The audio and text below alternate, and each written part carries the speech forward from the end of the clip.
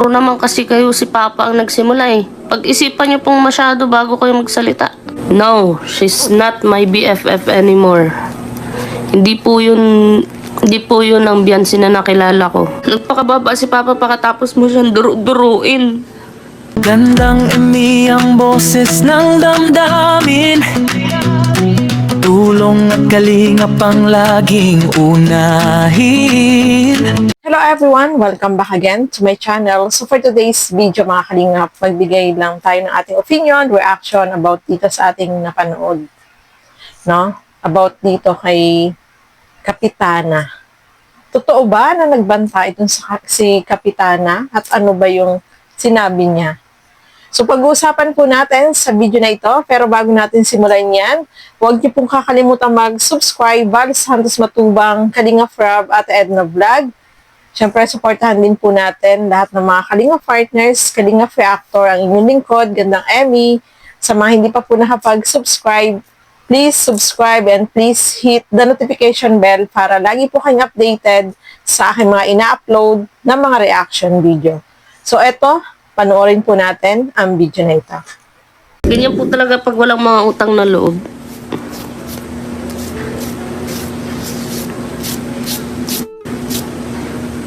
Hayaan na natin sila.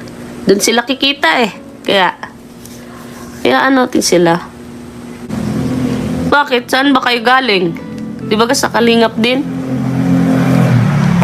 Yan ang dapat yung inaano eh.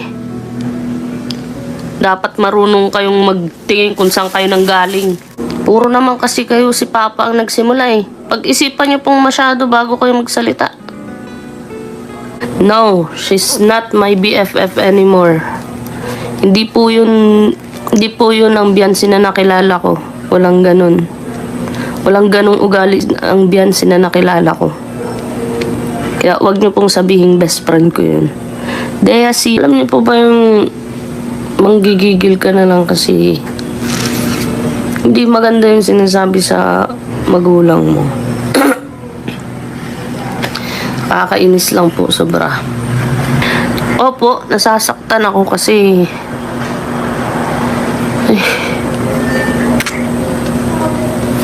nasasaktan ako kasi sobra na yung ginagawa nila kay Papa. Hindi na po maganda. Grabe din kayo magsalita, no? Ganyan po talaga pag walang mga utang na loob. Hayaan na natin sila. Doon sila kikita eh. Hayaan natin sila. Ayan po, no, mga kalingap. Alam natin na sobrang nasaktan itong si Grace, no? Especially dati, close po silang dalawa. No? Lagi nakikita na magkasama sila. Close sila noon ni V, no? Nung hindi pa nangyayari yung mga ganyang pangyayari, no, mga kalingap. Sobrang nasasaktan itong si Grace dahil, syempre, kung ano-ano yung mga sinasabi kay Kuya Val, no? Yung mga paninira din, no? Maraming mga hindi magandang sinasabi laban dito kay Kuya Val. Syempre, bilang anak, ay talagang masasaktan ka rin kung makakarinig ka ng mga gano'n na hindi maganda. Sabi nga ni Grace, sinasabihan siya na dati mag-best friend sila, sabi niya, hindi na sa ngayon. Kasi ibang-iba na, hindi na yung V na nakilala ko noon, sabi niya.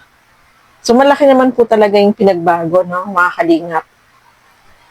Nakaka-disappoint lang kasi minahal natin siya, kahit si Grace, ganun din. Naging close sila, naging mag-best friend. Pero, sa bandang huli, ito yung lumabas na totoo, kung ano talaga yung ugali niya, no, mga kalingap. So, alam natin na talagang hindi rin tayo makapaniwala, no, mga kalingap, na ganyan na siya ngayon. Kumbaga, nagbago talaga yung kanyang pag-uugali. Kung dati, noon, napakasimple, tahimik, mabait, malambing, ganun namin siya i-describe noon kasi ganun yung pinapakita niya. Pero sa bandang huli, yun nga, lumabas yung totoo niya pala talagang ugali na ganyan, no, mga kalingap. Kaya nakaka-disappoint lang talaga. So, itong si Grace, alam natin na sobra siya nasaktan, lalo na si Kuya Bal yung laging minamasama nila, no, mga kalingap. Sabi ko nga, dati, di ba, ang gusto nila is katahimikan, pero biglang nagkaroon ng channel. So, ibig sabihin, hindi nila gusto ang tahimik na buhay, kundi magkaroon sila ng channel, no, mga kalingap. Kung gusto nila ng katahimikan, hindi na sila magsasalita laban dito kay Kuya Bal kasi nangyari na yung ginawa nila na yung pinatulpo, di ba, no, mga kalingap. So, para sa akin, dapat, yung time na yun, dapat tumahimik na sila, pero hindi. Mas lalo hindi naging maganda. Especially yung nangyari nung nakaraan lang, no, mga kalingap, na sobra tayong nagulat na ganun yung kaya niyang gawin na akala natin ay sobrang mahinhin, di ba? Sobrang tahimik. Kaya sobrang nakaka-disappoint mo po talaga, no? Kahit itong si Grace ay ganun din. Masama din yung loob niya dahil hindi niya rin inaasahan na sabi nga niya, yung nakilala niya na V ay hindi ganun ang ugali. Ibang-iba sa ngayon, no, mga kalinga. So, ano nga ba yung sinasabi nila na ito daw si Kapitana ay nagbanta? Totoo ba to? So, ituloy po natin, no, mga kalingap.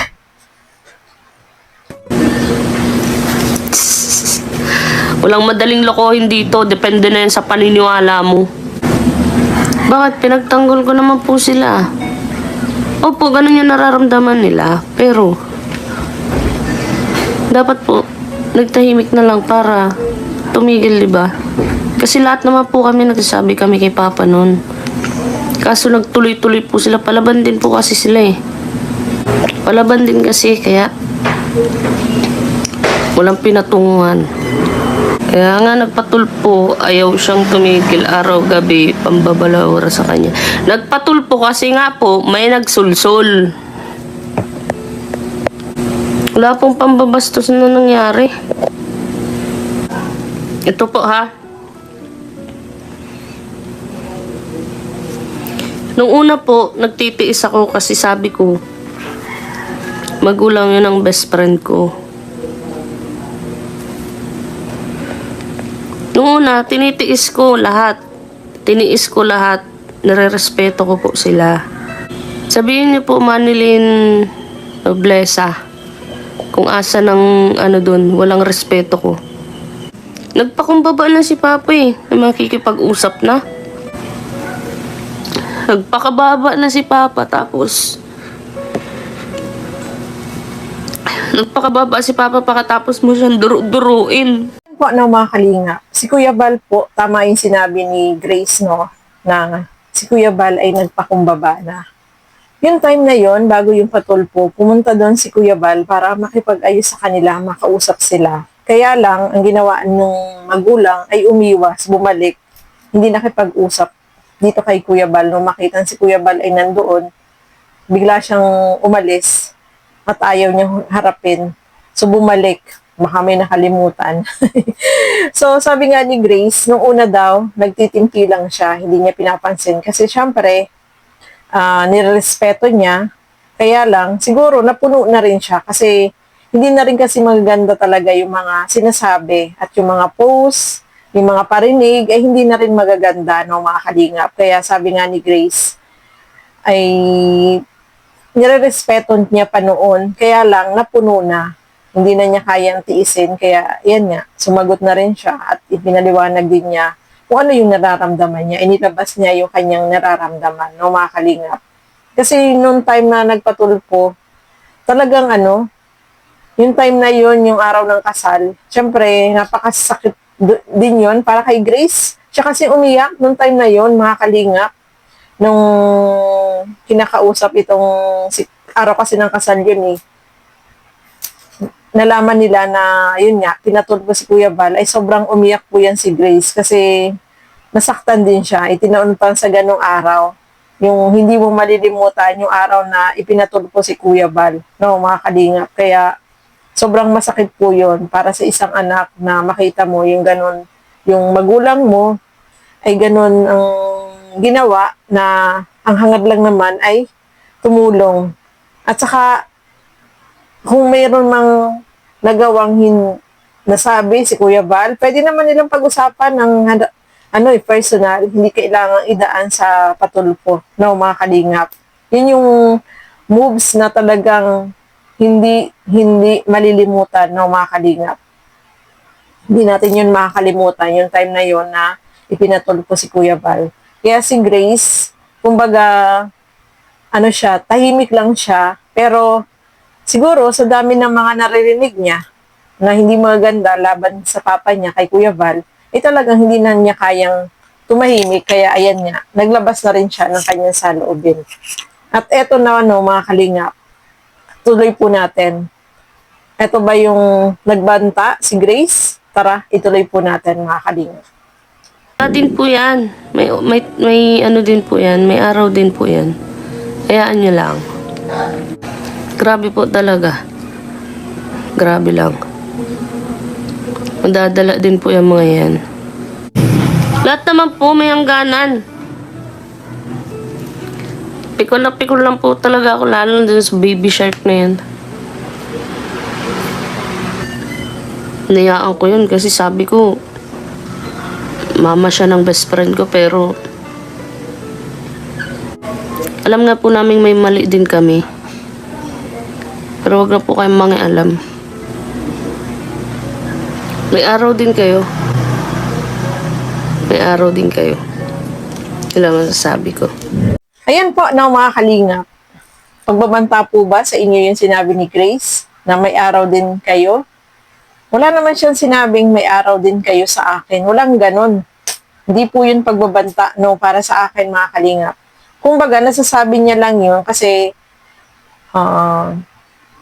sa sitwasyon po, no, na nangyari, di ba laging sinasabi, may karma din na darating sa inyo. Hindi naman ibig sabihin nun, nagbabanta siya, walang ganon. Yung sinabi niya yun.